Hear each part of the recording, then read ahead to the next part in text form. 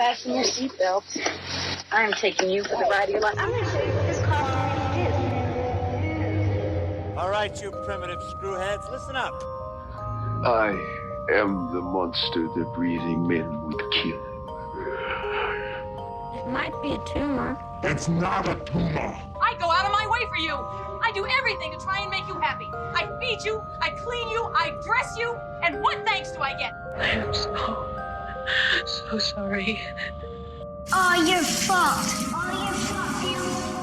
I am the writing on the wall, the whisper in the classroom. Without these things, I am nothing.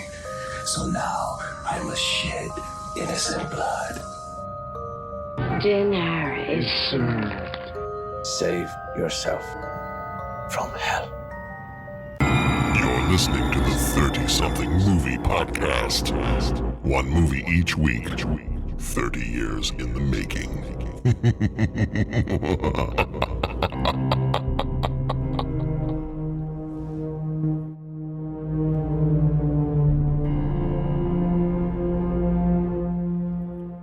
It is the 30-something movie podcast. And it's the end of October, so maybe I'll just use this voice the entire time. So anyway, see, you're good. You're good at that voice. If I tried a voice like that, it would just not be good. Yeah, it would be like it would. This is more my natural voice, so we'll just go with that the whole time. Don't even think about trying to escape. I don't even think about trying to escape. Yeah. We're practicing the Mickey Mouse voice for when we go to Disney, because there it is. That seems like the right thing to do. Hi, boys and girls. So, yeah. I don't know. Learn to throw your voice. Fun at parties. Yes. Yes.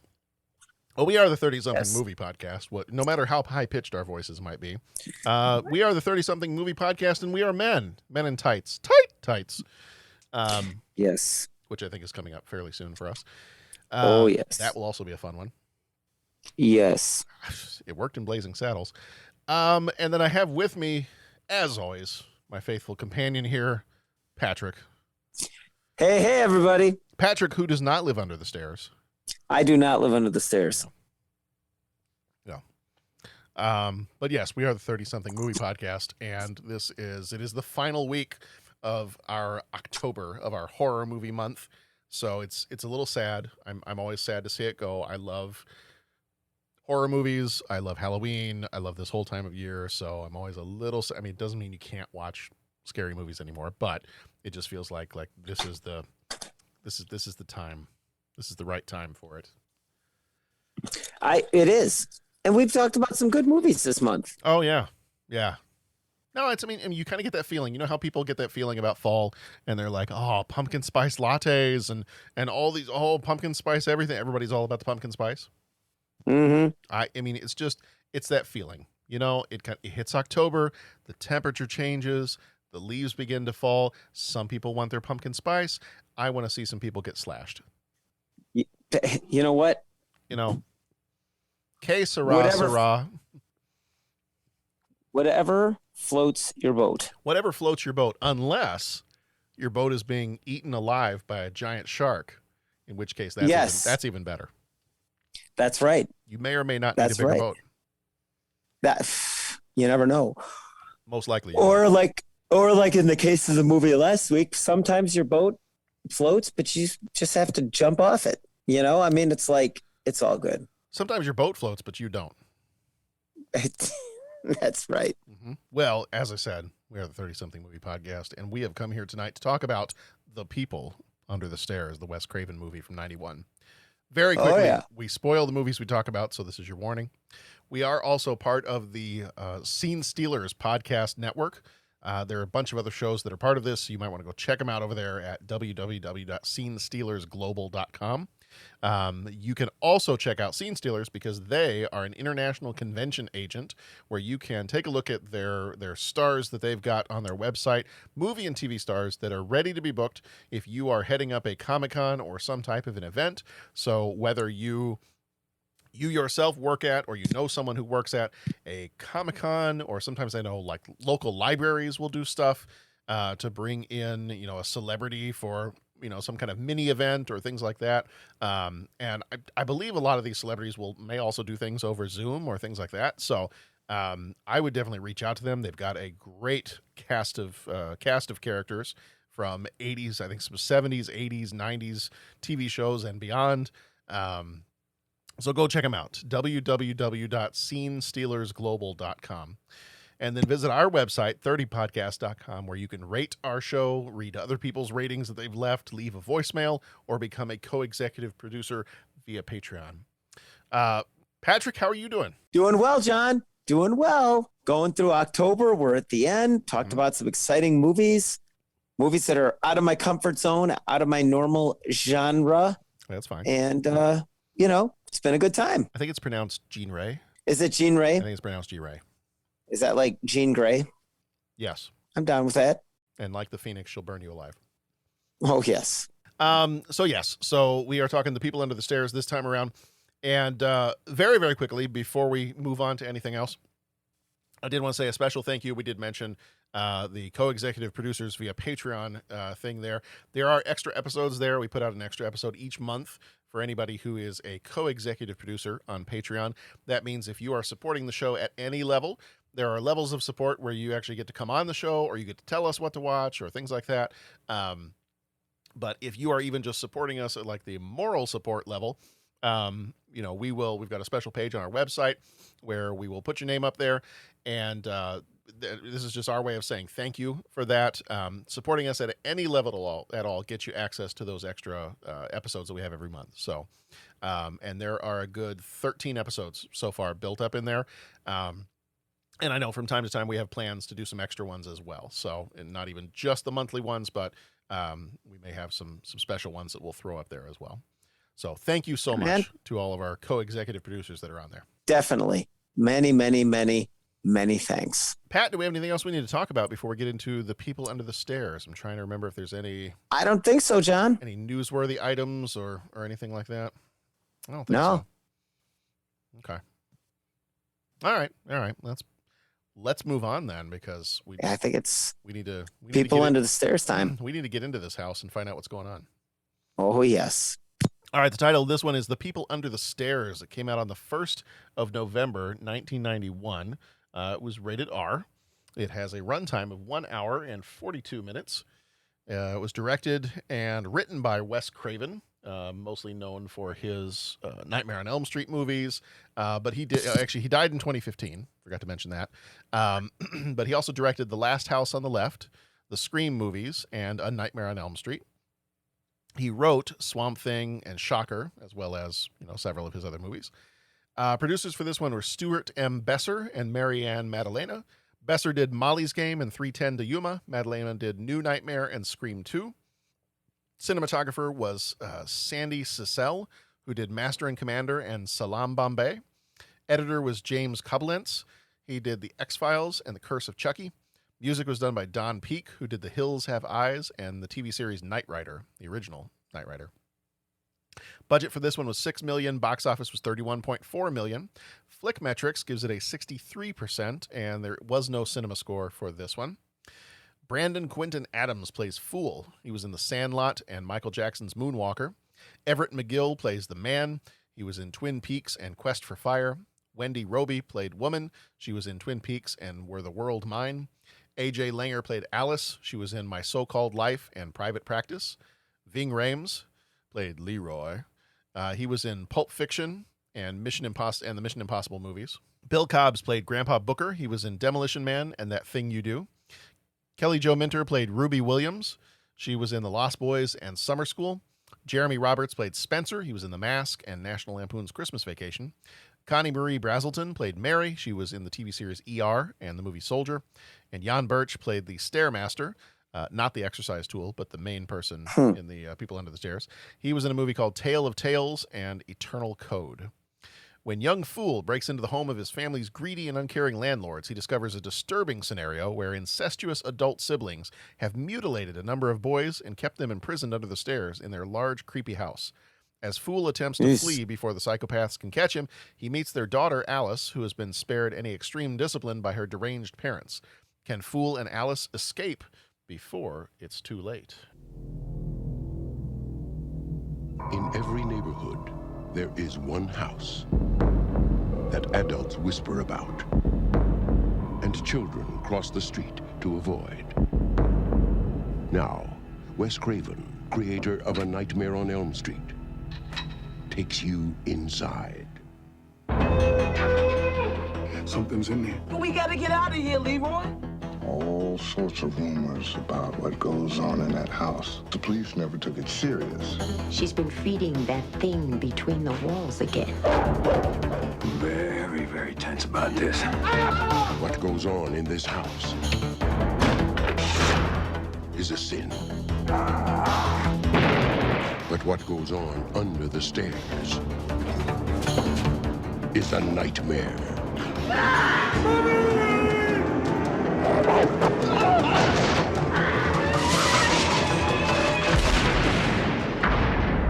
Wes Craven's The People Under the Stairs.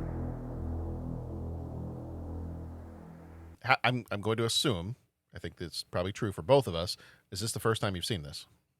First time. First time. Okay. So first time we've both seen this movie before. And how does this movie make you feel, Pat? Creeped out. Okay. I'll leave it at that. Okay. Creeped out. All right. Yeah. How does it make you feel? How does it make me feel? I feel kind of funny, like that time in gym. No.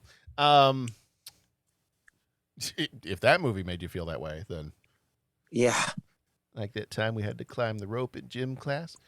I'm going to say that this movie surprised me. Okay. And I want to say surprised. Now, I don't think I'm going to watch this movie again. Mm-hmm. I don't think it's a repeat viewing for me. Mm-mm. And I can't say that I was entertained by every moment, because there were plenty of times where I was like, didn't we just leave this party? Like, didn't we just, like, how many times can we crawl through the same walls? So there were some of those moments where I was like, all right, well, I mean, we've been stuck in this house for a while, and we're kind of getting repetitive on, oh, the bad people caught us. Well, we got away. Oh, they caught us again. Oh, we got away.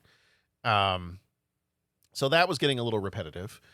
But what surprised me was, as I'm watching this movie, and I should have known part of this from Wes Craven, but what surprised me was, I was like, wow, this is actually a pretty good social commentary that I wouldn't have expected from a 1991 horror movie. Right. So that part of it I was interested in. Like, once that started to pick up and it was pretty clear, what the movie was supposed to be about, then I was like, all right, okay, I see what we got going on here. I'm down. Like, I'm paying attention. Yeah, I think as a horror movie, I think it was all right. I think a lot of it was the way some of it was treated. How do I want to say this? Well, here, I'll say it this way. I felt like you said creeped out. I felt like I should have come into a Wes Craven horror movie and been genuinely scared by the terrifying situations that the characters are going to be put in. Okay. Whereas I felt that the two main characters, the brother and sister, who were the mom and the dad, yeah, I felt like those characters were too cartoonish to the point where I was not scared. I was more, and maybe this is what you meant by creeped out, I was more creeped out in the kind of like, ugh. Yeah. That's a little skeevy. Yeah. Kind of creeped out, not the, Wes Craven, the master of horror. Yeah, I kind of felt like I was watching an adult version of the old Addams Family TV show. Yeah. Yeah. And I was And like, not an adult version, just a sinister, well, for me, Right. not an adult version, just like a sinister, twisted. Yeah. right. Like, yeah, like if, Fox in the late 80s was going to do a remake of Addams Family. Yeah, exactly. I mean, and that was, I said before we started recording, it was like that scene in Point Break when Keanu Reeves' character, Utah, decides to go surfing and he gets the board at the shop. Yeah. And Bodie looks at it and was like, well, you definitely got yourself a surfboard. I mean, that's kind of how I felt. I watched it and I'm like, well, you definitely shot yourself a movie, you know? I mean, Yeah. that's kind of how I felt. It just, you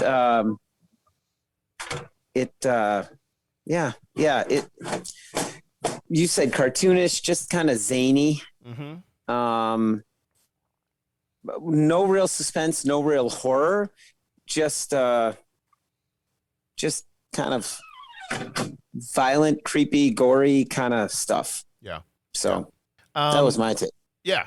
I wanted to read you the first paragraph of an article that I had found when I was looking up some stuff earlier. This is from 2015. And so I think this is probably when it hit its 25th anniversary. Or no, 2015. That would have been 24th. 26th. It's my understanding there would be no math during the podcast. No, actually, I think the Blu-ray was coming out in 2015. So that's probably why they did this article. But it's from avclub.com. Mm-hmm. And the headline of the article is Wes Craven's The People Under the Stairs is a timeless American nightmare. And I wanted to read this first paragraph because it talks about why Wes Craven, as the writer and director, how this movie was inspired and, kind of where it all came from. And it says, the writer-director says the movie was inspired in part by a dream he had one night and in part by a news item he read about a seemingly respectable family who'd kept their children locked up for their entire lives. The feral kids were found when a neighbor called the police to report a pair of dark-skinned burglars breaking into the house. Wes Craven savored the irony, a perceived threat to a placid middle-class neighborhood leading to the discovery of a more insidious evil. And he connected the story to his vision of a house that looks unassuming outside, but inside reveals a seemingly endless string of secret chambers and passages. So I think for him, the whole idea of somebody freaked out because they saw some dark-skinned people breaking into a nice white family's home. Okay. And yet inside the nice white family's home, something much more terrible was going on. So it sounds like that's the basis for some of his social commentary about, how in lower class neighborhoods, the landlords taking advantage of the people living in lower class neighborhoods, or lower income neighborhoods, and that there tends to be a racial difference in those situations. And, so for that piece of it, like that to me was an interesting part of the movie. Yeah. I just wish the terror and horror part of it held up a little bit better. Yeah. And I guess if they were going the social commentary thing, I guess I would have liked a little bit more connect the dots with that. I mean, you saw a little bit of that, but it was kind of like thrown in there, and then they were trying to do the horror thing. Like, I was so confused. Like, they all came marching on the house, and you're the landlords that have been driving us out. But I didn't see the dots connected on that one, to be completely honest with you. Like, I was kind of like, oh, they were the landlords. Yeah. Oh, okay. Well, that's good. I mean, do a little bit more of the social commentary. Yeah. I'm not saying that they weren't. I don't know. I don't know what the heck I'm saying, but I guess I see what you're saying. I think that makes sense, but just give us a little bit more of that. Yeah. Well, and it's like, and this article actually makes a point. So I'm glad I was on the right track. I had written down in my notes when I was watching the movie that it kind of felt like it was 3 different movies. Mm-hmm. And so to have this confirmed by somebody who, writes about movies for a living was kind of nice. In my notes, what I wrote down was this feels like several different movies. This feels like the kid is a fool. The kid you get from the very beginning, get the tarot card, and they're talking about the fool, and the fool is going through this journey to go from being a boy to a man. And so you get the idea that, okay, well, so we're going to have a story in which it's like a coming of age story for him. Like, okay, I can see that part of it. We're following him here at the beginning here, and he's got to somehow rescue his mom who's sick and his family who's going to be evicted. And he's got to, somehow, make some money so that they can not be evicted and his mom can get the help she needs and get an operation. And so I'm thinking, okay, well, that's how this movie's going to go. And then you get into the house and you get the whole thing with Alice, the girl, and she's been held captive there. She's never been outside the house. And it's this like this weird, creepy domestic abuse thing, because you've got the quote mom and the quote dad who are actually brother and sister. And so you got this whole like creepy family dynamic thing going on there. Right. And then when you get to the people under the stairs, it's almost like a full-on zombie movie. Yeah. So it's kind of like, I felt like there were too many different things. There were too many different types of movies that this movie wanted to be, and none of them really, I feel like they all got started, but none of them really had a chance to develop very well. Right. Agreed. And so while I enjoyed and I wanted to see more of, like you, I kind of wanted to see more of the whole idea of the social commentary. I'm like, okay, lean into that. Like, go into with, even if you're going to blend the stories together, there are plenty of times where you can take sometimes that's what several zombie movies have been social commentary. So fine, blend it with a, coming of age story where this boy becomes a man and finds a way to save his family while involving these zombie people under the stairs. But it just kind of felt like it was, fits and starts, I guess. Yeah, I agree with you. That's kind of how I felt. I didn't get the social commentary hitting me in the face. I mean, and that's fine. I didn't quite get like a ton of suspense and freak out. It was just more creepy and weird, and that's fine. But that's just not my jam. So that's where I didn't really have much to say. I don't want to just sit and berate the movie or knock the movie, but I was just kind of like not totally entertained. Yeah. Well, and I love that first part. I thought it was hilarious. That first part where Fool and Ving Rhames' character are breaking into the house, Leroy, when they're breaking into the house. And I thought that part was hilarious. The two of them. Agreed. I mean, Ving Rhames, I think, is a funny guy anyway. But, him breaking into the house with this kid, an adult teaming up with a kid to commit a crime, I think is just kind of like a, that in and of itself has definitely some funny moments. Mm-hmm. Agreed. And I did like, one thing, even if the movie falls a little flat for me, one thing that I know I can count on Wes Craven to do is give some really good dialogue or some really good one-liners. Yes. Anything stick out in your mind? There were a couple. There was like one of the lines was, "You seen Spencer?" I was looking these up to make sure I get them right. "You seen Spencer?" Fool says, "I seen Spencer, all right. You find anything?" "Well, something found him. He's dead, Leroy. I think scared to death." "Are you sure?" "Well, you thought he was white before. You should see that sucker now." Yeah. That was pretty funny. But yeah, no, a lot of, especially Fool. Okay, so now that's the part I'm gonna shine a light on this kid for a little bit, because I did feel like Brandon Adams, who played Fool, the kid, I felt like he did a great job in his part. Mm-hmm. And as I was thinking about, as I'm watching the movie, even the parts that weren't quite as interesting to me, where it was kind of losing me a little bit, there were the parts where just as the movie went on, it was like there was kind of a coming of age. He was going from being a little kid and how a little kid would react to things to he's delivering lines in this movie like you would give to Sam Jackson. or somebody like that.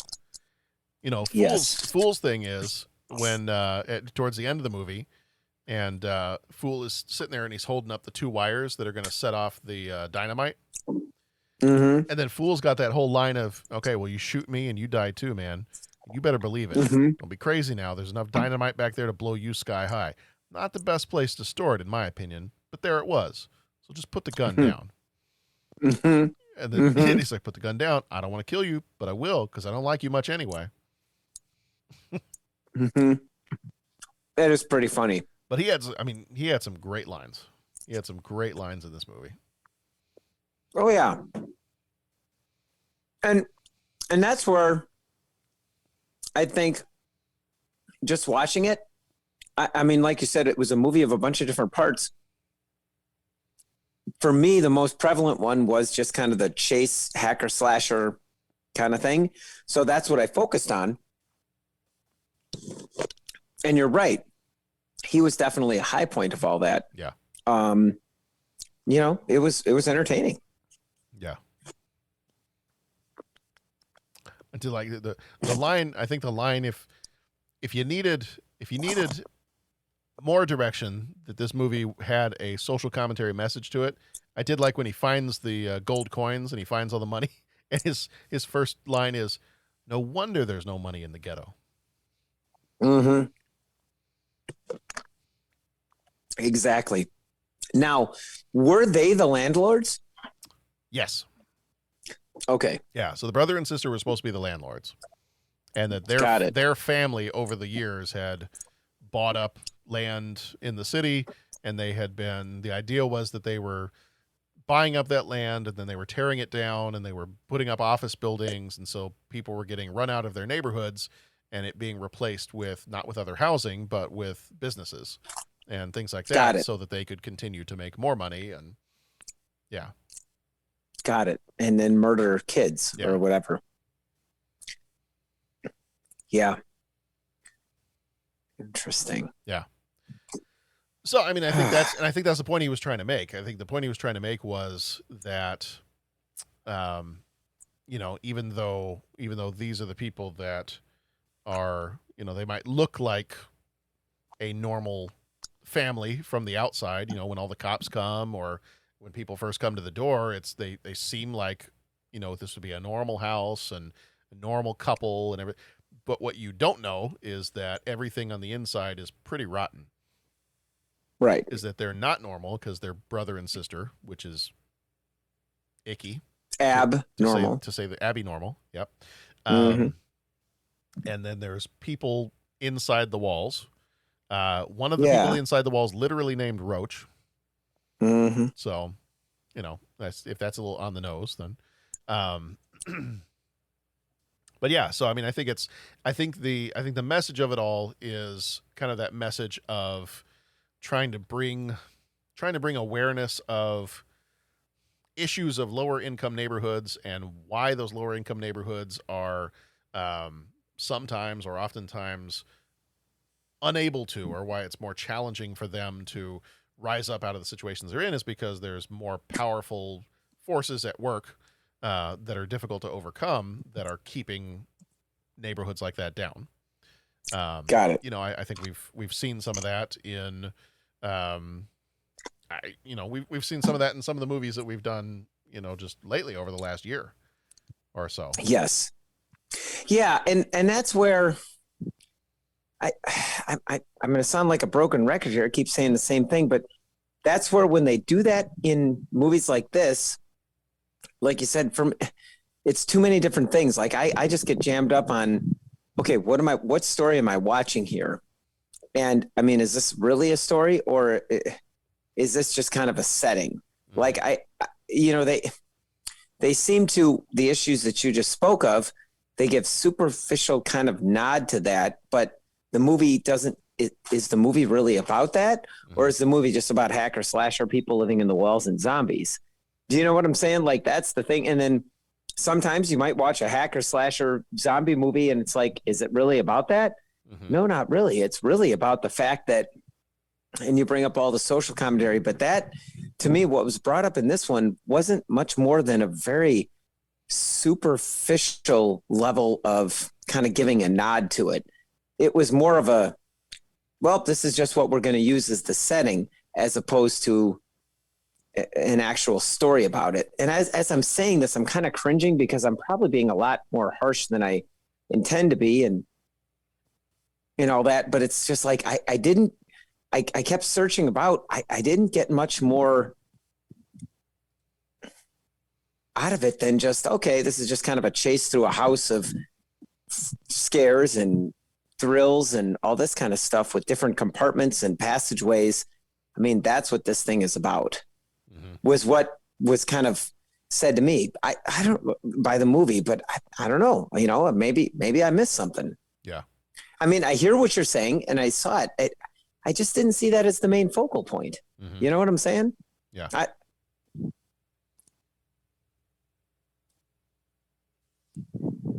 Yeah, it was when I started watching the movie, the few things that I kept thinking about were, because I really didn't know much about the movie. I was trying to keep as many spoilers as possible before watching it. I was trying to keep those away. But what I did know about the movie and the whole idea of there being kind of the incestuous relationship with the brother and the sister, there being like the people under the stairs being trapped in the walls and things like that.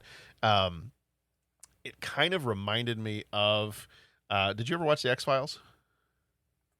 I did not. Okay. There was, let me make sure I'm getting the right episode. I want to say, let's see, is this the one I'm thinking of? Yes. So the episode is called Home. And this is probably one of the most notorious episodes of the X-Files. Ooh. What's that? I said, ooh. Oh, yeah. Yeah, actually it was, there was a thing, I was looking it up here real quick. Home was okay, so this is around the time when they were first introducing the TV rating system. So they had just started, they had just started with like the TV MA, the like TV 14, that kind of stuff. Okay, and what was the content that made this one over the top? So this one, yeah, it was the first episode of X-Files to carry the TV MA rating, and was the first episode of the X-Files to carry a viewer discretion warning for graphic content. It said would be.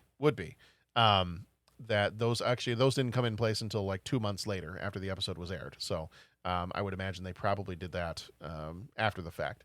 But basically, this episode of the X-Files, they are investigating in this small town in Pennsylvania. A woman gives birth to a baby that is malformed. And these 3 kind of deformed men also bury this baby after it's born. And a corpse is found by some kids playing a baseball game in a field somewhere. And because of the deformities, Fox Mulder and Dana Scully, David Duchovny and Gillian Anderson, are called to investigate. And it's kind of this weird, it's this very weird, very creepy episode about these 3 kind of grotesquely deformed brothers. And you find out that they've been trying to expand their family, let's say. And I don't want to spoil anything if you're going to go watch it at some point, but the part of the way in which they're trying to expand their family involves other members of their family that people didn't know existed. Oh, that's wonderful. And it was I remember it being kind of, especially watching this as a kid, I mean, a teenager, I was like, wow, this is, it's kind of intense. Like that escalated quickly. Wasn't this supposed to be fun? I mean, maybe a little freaky, but wasn't this supposed to be fun? Well, yeah, I mean, the X-Files was always it had moments of freaky. But I mean, this one in particular was fairly, it seemed like a fairly dark episode, kind of a pretty twisted episode, because it not only was it dark, but it was also kind of, it had moments of like I remember they had like a classic car, and they would play like this music from the 50s, and it was always, of all the X-Files episodes I ever watched, and I think I want to say I've watched the entire run of the show, that this is one of the ones that if you say X-Files, and if you ask me to tell you about one of the episodes, it would be this one. Like, it's the one that I can remember the most out of all the ones that I've ever watched. Wow, so it like stuck with you. So it stuck with me. And there were aspects of this movie that made me think of that X-Files episode.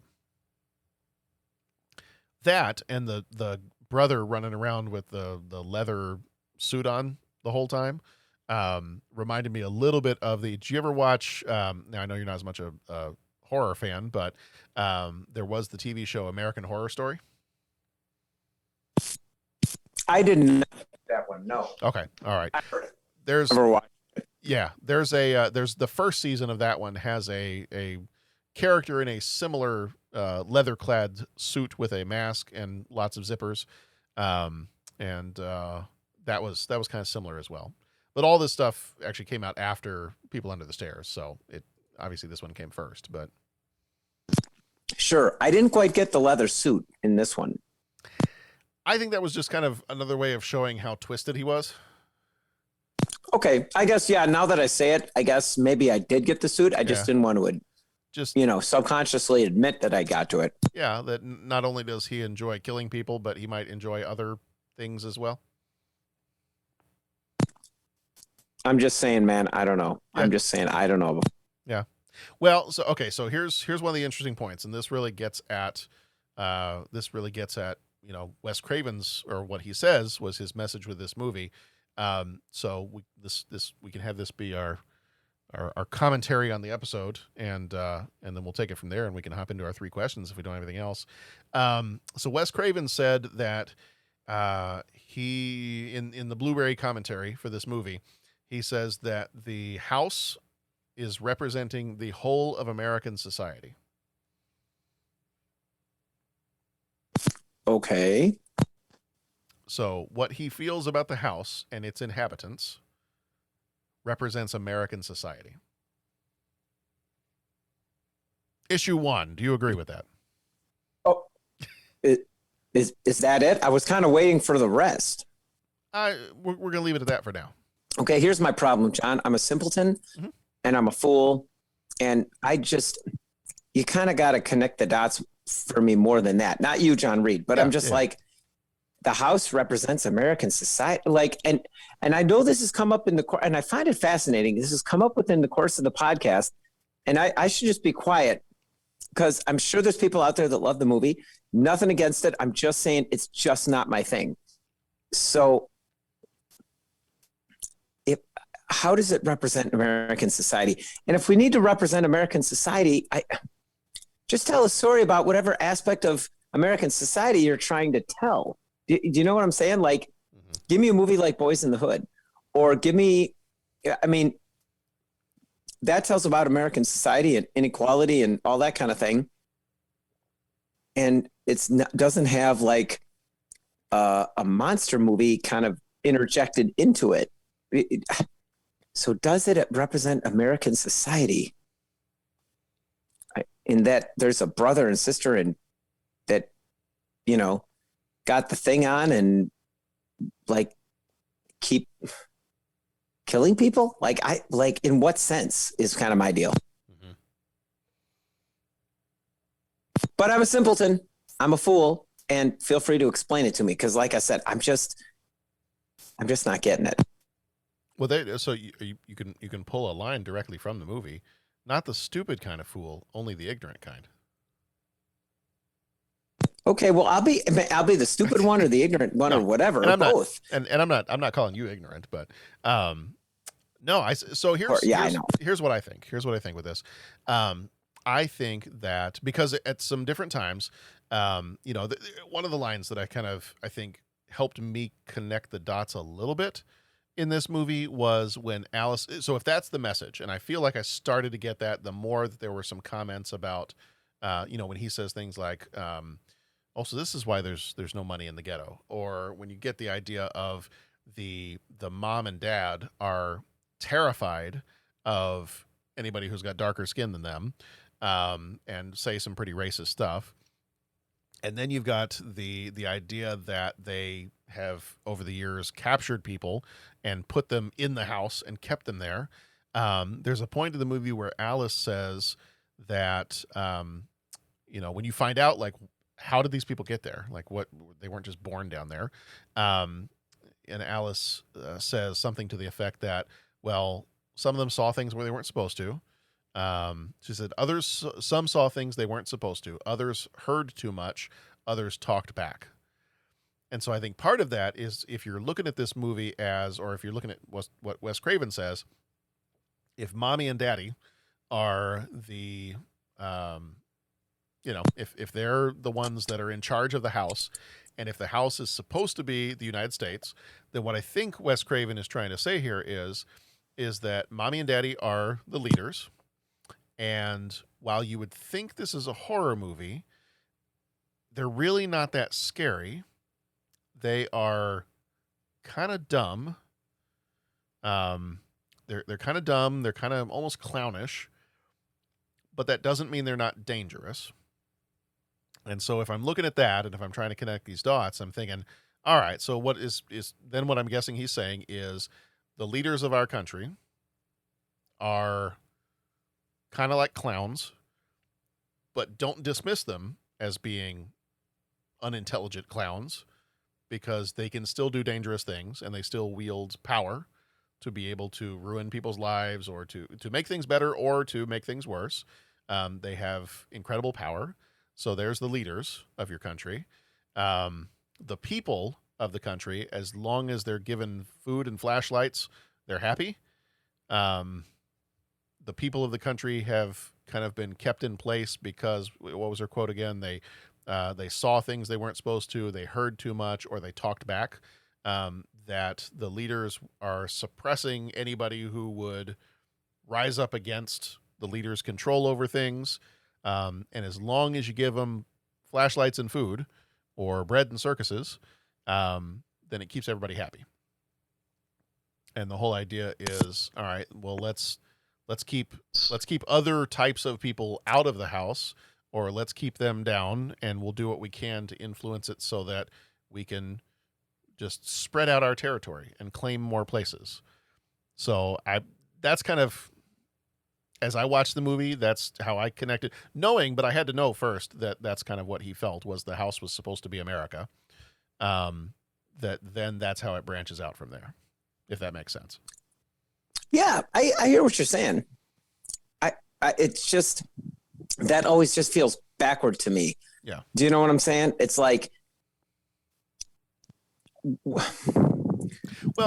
and I don't want to question the whole drama, so I'm pulling it back. I'm pulling that back. I'm not going to, if I say any more, I'm going to sound like I'm criticizing it, and it's just, honest to God, I feel like it's just not my bag. Go ahead. Yeah. I interrupted you. Sorry. No. All I was going to say is, and then you've also got the kind of the interesting piece of at least the mom, she uses a lot of kind of, I don't even want to say religious. I want to say kind of religious, kind of moral, direction towards Alice.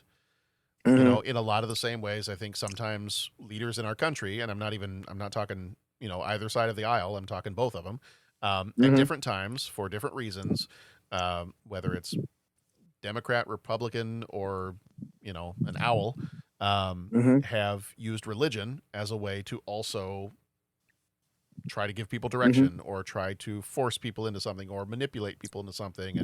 And I think a lot of, you see that from the mom, is that a lot of her direction is, well, good girls don't do that. Bad girls will burn. You need to scrub yourself. You need to clean yourself, and because otherwise you're sinful. And so she's always saying stuff like that. Right. And so I think that's just kind of another sign of, it's another piece of Wes Craven saying, okay, well, look, here's where you got to be careful of your leaders, because they're kind of dumb. They're kind of crazy. They are powerful. They will use this kind of religious language against you. So, hey, America, if you don't want to, if you don't want to be a, country that's actually decaying on the inside, looks okay on the outside, decaying on the inside, this is what you got to be aware of. Again, I'm not saying that's my opinion. I think what I'm saying is I think based on what I've read and having seen the movie, I think that's where Wes Craven was trying to go with this. Yeah, I get it. I get it. I think part of the movie is about people looking the other way.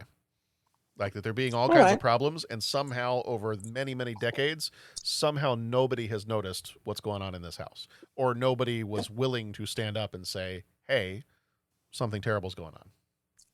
Right. I hear it. I hear you. So that's all I got. That's what if I was writing a, film paper on it, that would be my film paper. Yeah. I think, hey man, that works. That works. All right. Do we got anything else under the stairs that we need to pull out and shed some light on? No, hopefully we can get Dennis's opinion. Maybe he'll do do the love line and stuff, because I think he really liked it. Yeah. Yeah. I want to see if he'll be able to call in for us. I know he was driving back from Wyoming, I think. So he was going to see if he could call in or not. But I'm going to see if I can try to get him to call in and leave a voicemail or send me a recording, because I'd really like to hear what he has to say, because it sounds like he probably saw this when it came out. Right. Yeah. So I would be curious to know from the perspective of somebody who saw it in 91. I'd be curious to know kind of what his take on it was. Yeah. Yeah. And I mean, he likes horror movies, and so maybe this one is compelling to him. Yeah. All right. It's time for 3 questions. Time for 3 questions. He asks each traveler 5 questions. 3 questions. Well, were they psychos? Or? We all go a little mad sometimes. Quid pro quo. I tell you things, you tell me things. I'm not interrupting anything, am I? You look deep in thought.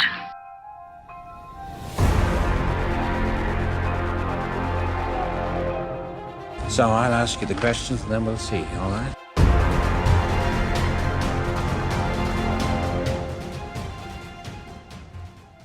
Very, very quickly, I actually meant to mention this on our last episode, and I totally forgot to.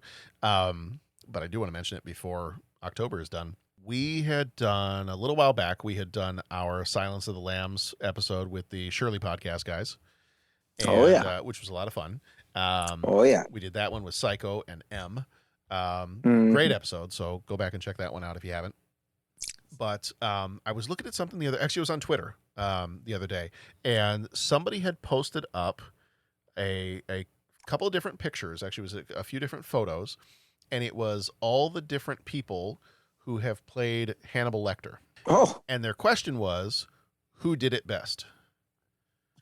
And I'm sitting there thinking, come on. This is one of those dumb internet questions where it's like there's one very clear answer, and people are just asking so that they can get their tweet, followed by tons of millions of people. But the interesting thing was, all of a sudden, I started reading people's comments, and they said, well, I really love Anthony Hopkins, but Mads Mikkelsen did such a great job. And I was like, wait, hold on, what? I didn't even know he played. Did he play Hannibal? Because I know there was like a preview, they're like a prequel movie. Okay. So I know there's a prequel movie, and I was like, what? Was he in that one, or was he? I had completely forgotten that there had been a Hannibal TV show. Huh. So they had done, and I'm trying to remember exactly when. Let's see, the TV series was. I'm looking up here real fast. The TV series had 3 seasons, and it premiered in 2013. Yeah, so it was 2013, 2014, 2015. And then they canceled it in 2015. So, but then people started commenting, and they're like, well, Anthony Hopkins is amazing, and he is always the originator of the role, and he's so great and so creepy. But Mads Mikkelsen really gave that character depth and really did this. And I'm like, I like Mads Mikkelsen. I mean, he's been in some stuff I've enjoyed watching, but yeah, I don't know. I mean, Anthony Hopkins is just he is Hannibal Lecter. How do you do it? So, what I decided to do is when I wasn't feeling well this last weekend, I was like, all right, well, I got some time to watch some stuff, I guess. So I started watching the Hannibal. I think it's on Hulu. I started watching the first season, and dang, if that's not a good show. Awesome. I mean, it's got some pretty grotesque stuff because I mean they are tracking down. The premise of it is that Hannibal Lecter has not been outed as a cannibal yet, so he's still kind of doing his stuff in secret. Okay. So he's still kind of doing his stuff in secret, but he's also helping the FBI track down other killers. And Mads Mikkelsen, who, I mean, you've seen him in several things. He played Le Chiffre in Casino Royale. Mm-hmm. And he's been in a whole bunch of other stuff too. I think he was in Rogue One. He was Galen Erso Rogue in One. Rogue One. Yeah. Yep. He was the villain in Doctor Strange. All that stuff. And so I'm watching this show and I'm like, dang, he is a good Hannibal Lecter. All right, I might have to watch the rest of the show and then reevaluate because Anthony Hopkins is great, but I'm like, okay, he's actually pretty good too. So I started to question myself a little bit. So if you ever actually end up going to look for it, it's on Hulu, but it is kind of depending on your level of wanting to see, people sliced up and things like that, then just be aware of that. That's right. It's a show that you wouldn't want to. I mean, nothing any different than what we've seen in like Ash versus Evil Dead. Yes, but it's probably not a show that you're going to want to watch while you're having dinner. Got it. Understood. We'll put it that way. That's good to know. Okay. Well, so this movie featured a creepy house, and talk of landlords and things like that. Question number 1: do you have any good first apartment stories? Oh, do I not have any good first apartment stories? Are there any? Tell me one. How much time do we have with the apartment? Give me one story. One story. What's your favorite story? John, one story that's my favorite? My gosh, just so much happened in our college apartment. I mean, there was the day the PlayStation 2 came out and my roommate got it. There was the day that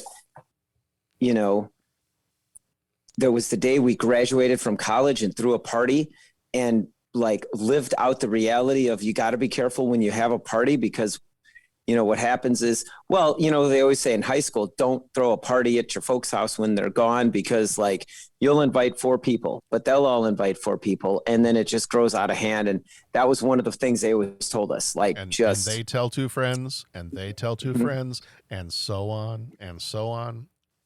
Yeah. And so like we invited everybody to our apartment and our apartment was approximately, I don't know. Like our apartment was approximately the size of, counting the bathrooms and the kitchen and the whole thing. 3 people lived there. I'm trying to compare it. Maybe the size of a classroom. Okay. No, it wasn't that big. No, it was about that big. Like if you divided that into like multiple rooms, because there were 3 bedrooms, there was a living room, a kitchen, and a bathroom. So imagine like a standard square footage of like a school classroom, right? Okay, yeah. And it was an upstairs apartment. We knew the people that lived downstairs, and we threw a party and we invited everybody. We're like, we're throwing a party tonight, and then they told everybody. And not only did our everybody showed up, everybody else's everybody showed up. And then party just got packed with people. And we're like walking around. All of a sudden I'm like, man, I don't know most of the people like that are in my living room right now. And it's like, I mean, there must have been 300 or 400 people in our apartment. Okay. So I'm going to let you let those numbers sink in for a little bit, like square footage size. And it was like upstairs. And at this point I'm like, I think the floor is going to give out and this isn't good. And, well, no, I wasn't thinking this isn't good, but like in the back of my mind, you always hear about those like floor collapse. It's like, I don't know what the structural integrity is. And I mean, there's more people. And then all of a sudden there's a bunch of people in tuxedos. And I'm like, well, hey. And they're like, hey. And I was like, man, you guys having a good time? And they're like, yeah. And I'm like, well, that's great. How'd you hear about the party? And they're like, well, because we were in Eau Claire, Wisconsin. Yeah. And they're like, well, we play in the Lacrosse Symphony. And at rehearsal tonight, or no, it was after our performance tonight. And they mentioned my good friend who plays in the bass section. And it was funny. They're like, yeah, Eric made the announcement after we got off stage. And they said, hey, my buddy Pat and his roommates are giving a graduation party tonight. Let's all go up to that. So the entire Lacrosse Symphony showed up after their performance. So like, and they was like, yeah, so that's what, Eric mentioned.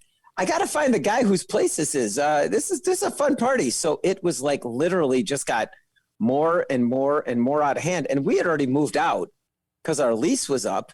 And like, so all our stuff was out, and then I was going to finish up the year student teaching, even though I graduated, and I was going to stay at friends' houses and all this kind of thing. And so like the party got out of hand, and yeah, the next morning, like I woke up under like a pile of rubbish, and it wasn't like garbage kind of rubbish, but just,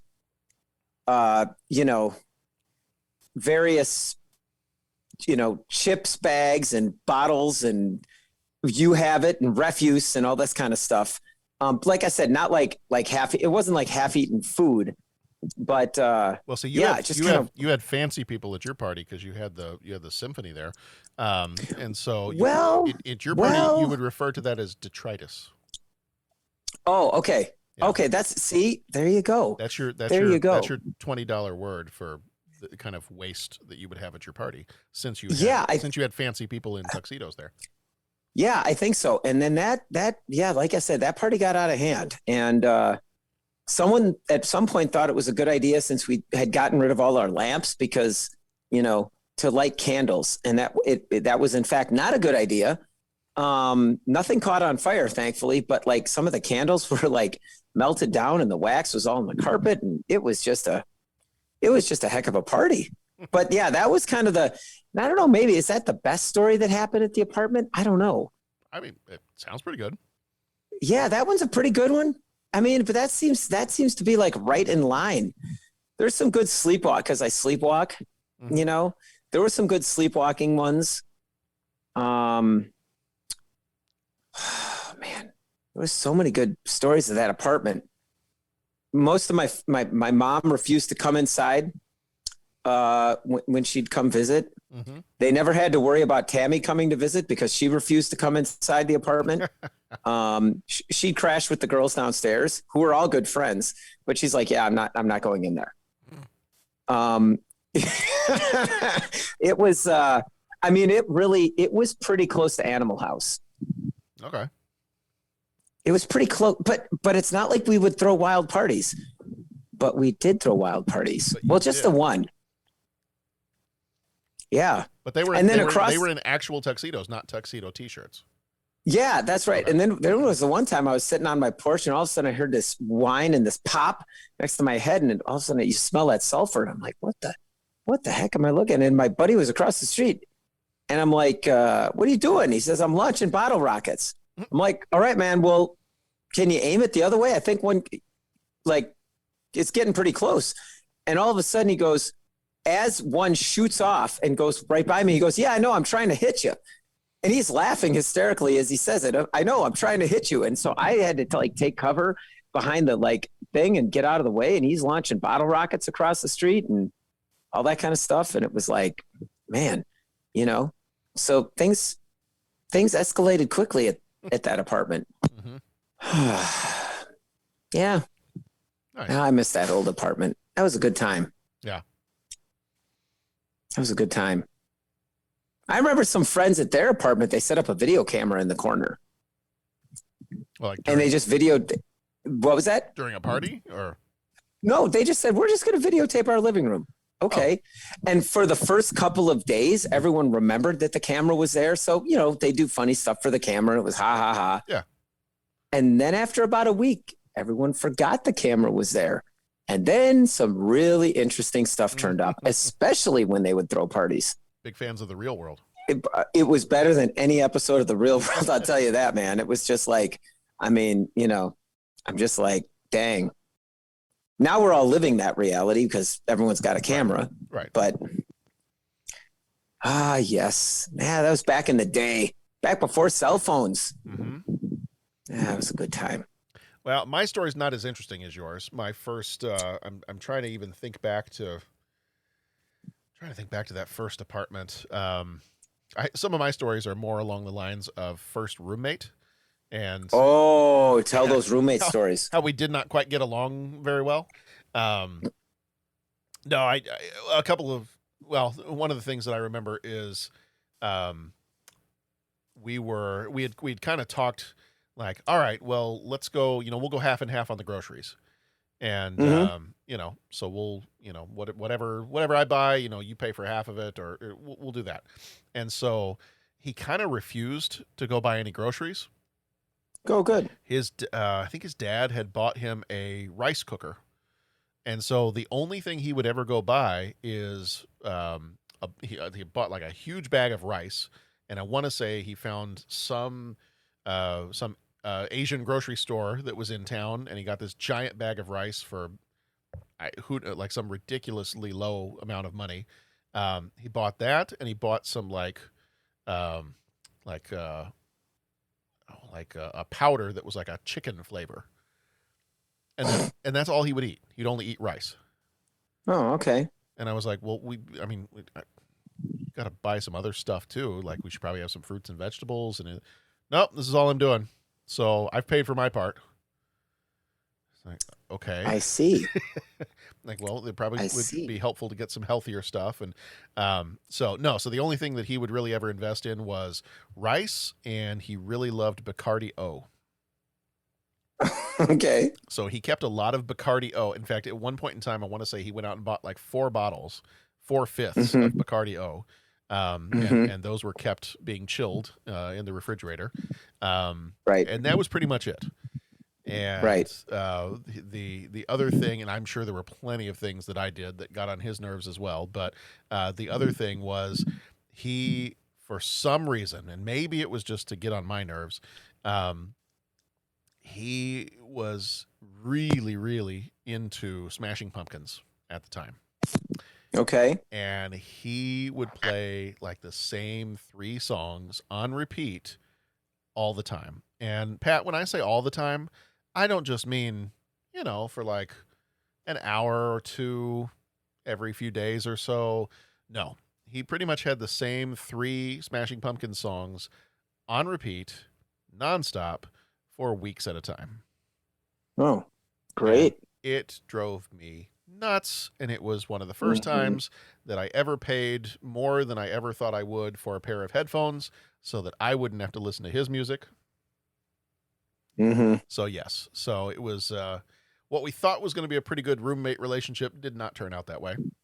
So yeah, first apartment, not so great. Yeah, had a great location, but it was right on the campus. It was really convenient to get to all the places we want to get to within walking distance of everything. But yeah, the roommate situation was not great. Yeah. I mean, we're not talking. We're not talking like people under the stairs bad, but. Well, there was some of that. There was some of that. Might have been a little bit of that. Jeez. I'm trying to. I remember the first lease. I think what was I think 1-3. I think it was like $450 a month. I was going to ask, do you remember what you paid for? All 3 of us together was $450 a month. Okay. I think we each paid. I think it was like $150 a month. Yeah. Per person. Yeah.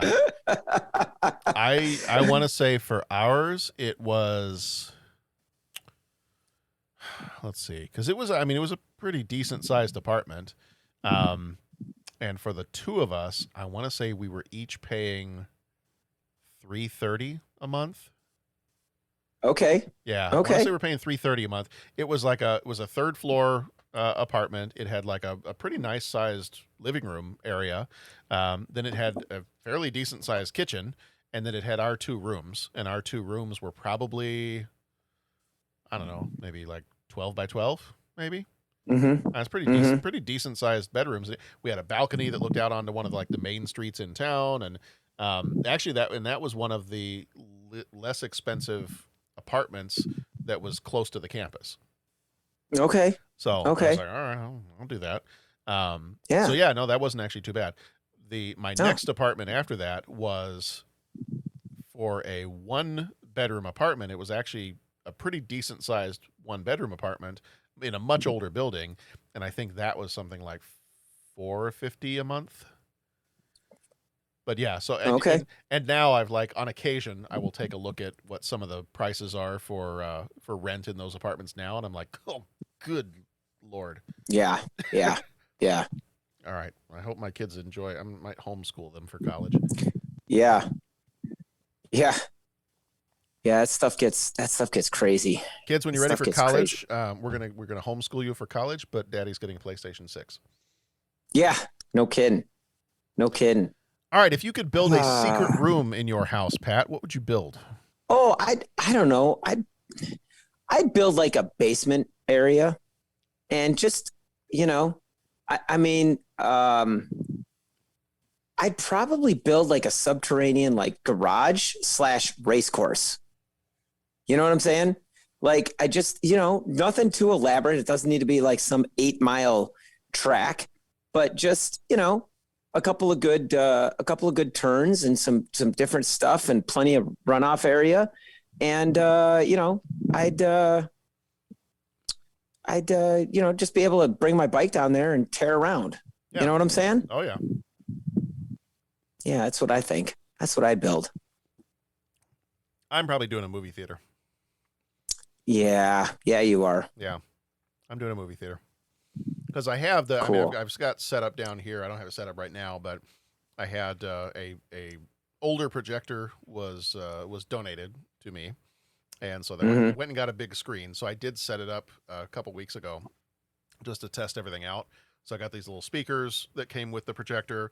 So eventually I might get some better speakers and things like that. And part of the projector, there are some little like spots. I think it might need to be cleaned on the inside of it, but there's some little spots in the corner of the screen, so it's not like a perfectly, clean image. But I bought this big screen that I can hang up from the ceiling, and so I put on Star Wars, and I was like, nice. All right, this is pretty sweet. Nice. I have a little chair down here. I sat in my chair. I turned off all the lights.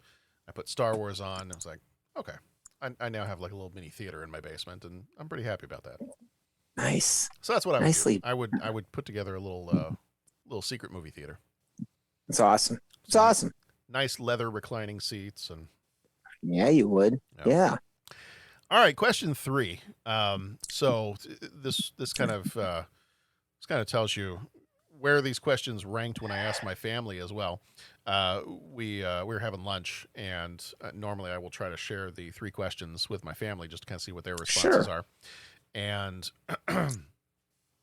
so my son today, who is a freshman in high school, was in kind of like full on whatever mode. And I was like, hey, how's your day been so far? Oh, whatever. All right. What have you done? Because they didn't have school today. I was like, what'd you do today? I don't know. Okay. Did you sleep in a little bit? I don't know. Okay, cool. And of course, his sister is like sitting next to her, like she's still talking. I had asked her the question like 10 minutes ago, and she's still talking. And so I'm asking these questions. I'm like, hey, buddy, if you could build a secret room in the house, like, what would you want to build? I don't know.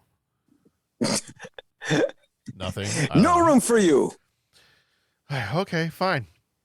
And so finally I get to this question, and I'm like, okay, question 3. And I look right at him, and I go, you know what? The other questions did not get your attention. This one I know will. So question 3, if you needed to destroy a house, how would you bring it down? And he finally looks up at me, and he just smiles. And I'm like, okay, right. I knew that one was going to get you. So if you had to destroy a house, how would you do? And then he's like, oh, Okay. Well, let me break it down for you. Yeah, he's like, what's that kind of bomb that's like stronger than the atomic bomb? I'm like, the hydrogen bomb? He's like, yeah, that might be it. I don't remember if that's what it's called, but like, yeah, I think it's like, but it's like an atomic bomb, but it's like bigger. And I was like, yeah, I think you're talking about the hydrogen bomb. He's like, I'll look it up. He pulls it up on his phone. And he's like, shows me a picture of it. I was like, yeah, 1961 is hydrogen bomb. He's like, yeah, I would use that. And I said, well, the premise of the question is you only need to destroy a house. I was like, yep, but I want to take the whole city. That's awesome. All right, cool. All right, good talk. Good glad we had this chance to bond a little bit. I'm going to sleep with one eye open now. Yeah, no kidding. Gripping my pillow tight. So Patrick, if you needed to destroy a house, how would you want to bring it down? How would I destroy a house? Well,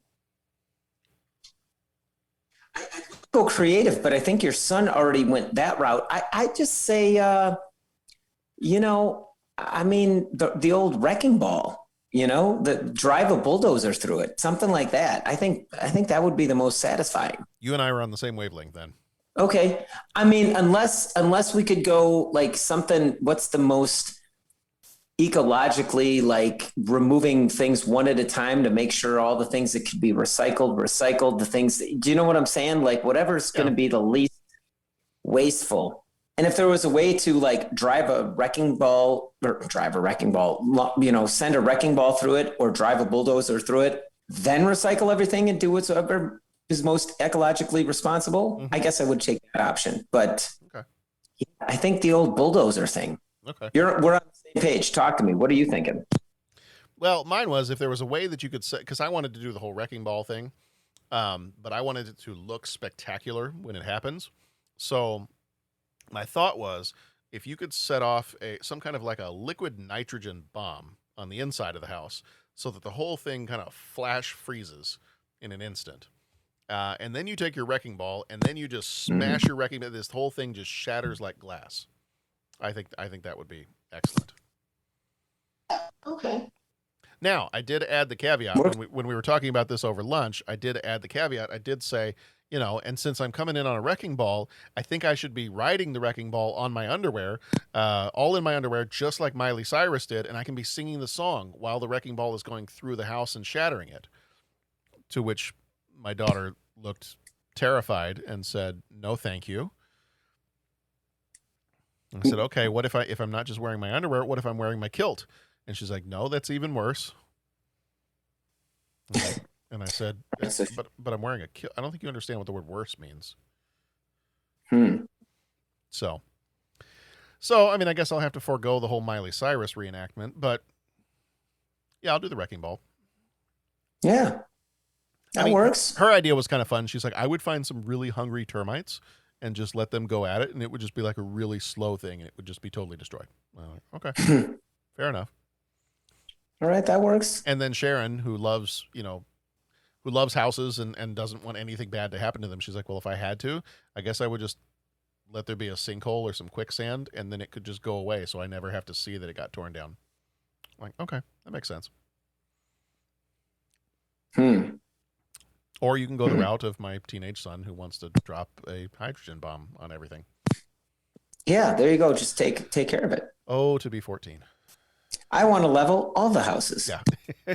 When you absolutely positively must destroy every house in the neighborhood, except no substitutes. All right. Pat, do you feel like we've effectively cleaned out under the stairs? I think we've cleaned out underneath the stairs. We've unpacked it, talked about, fun movie. I'll recommend it if you like horror movies and creepy movies, and check it out. Movies with some social commentary. Sure thing, man. Well, so that's going to do it for this episode. If you want to check out The People Under the Stairs, it is if you like Wes Craven movies, I think it's a pretty good example of Wes Craven films. And it's got some trademark let's try saying his name correctly. It's got some trademark Wes Craven bits and bobs to it. Plenty of good slasher moments. and some fairly quirky but devious and twisted protagonists. So there are some moments where not protagonist, antagonist. There are some moments where the mommy and daddy do pull some little almost like Freddy Krueger kind of one-liners. Oh yeah. So got some similarities there. So yeah, go check it out. If you're a Wes Craven fan and you haven't seen this one yet, go check it out. And it is interesting too, because it does have, I think some social commentary messages to it that you wouldn't expect to see in an early 90s horror movie. So for that piece alone, I think it's at least worth one watch. All right. In the meantime, So in the meantime, head over to our website, 30podcast.com, at 30podcast on the different social media outlets. What else we got? We are members of the Scene Stealers podcast network. Lots of other shows there as well. Go check them out. SceneStealersGlobal.com. Our next episodes we've got coming up. Our Patreon for November is favorite TV shows of 1991. We've got Defending Your Life, What About Bob, The Doors, and The Fisher King. We've also got It's a Wonderful Life as our Patreon episode in December. Then Night on Earth, The Guyver, My Own Private Idaho, Homicide, and City Slickers. So finishing the year out with a bang. And then I think I said before, one of our first episodes of January of 2022 is going to be Lethal Weapon 3. So we got that one coming up in January. Patrick. All right, man. Thank you as always. Always fun to talk movies with you. John, always great to talk with you. Great time.